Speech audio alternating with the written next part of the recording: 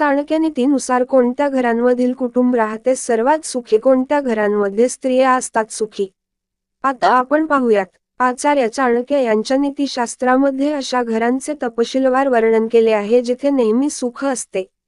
अशा घरांमध्ये नेहमी सुख, शांती नांदते. आचार्य चाणक्य यांच्या मते अशा घरांमध्ये काही महत्त्वाच्या कारणांमुळे सुख, शांती नांदते, ज्याबद्दल आपण सविस्तर जाणून घेऊया. चाणक्य नीतीनुसार जाणून घ्या सुखी घर असण्याची खास कारणे. आचार्य चाणक्य यांच्या मते, ज्या घरांमध्ये मुलांची बुद्धी चांगली असते आणि पत्नीला गोड बोलते अशा घरांमध्ये सुख, शांती कायम राहते. आचार्य चाणक्य मानतात की, ज्या घरामध्ये प्रामाणिकपणा आणि कठोर परिश्रमाने पैसा कमावला जातो त्या घरामध्ये सुख आणि शांती नेहमी राहते. आचार्य चाणक्य यांच्या नीतिशास्त्रामध्ये असेही म्हटले आहे की ज्या घरात मित्र, पत्नी किंवा नातेवाईकांचा आदर केला जातो त्या घरात सुख, शांती कायम राहते.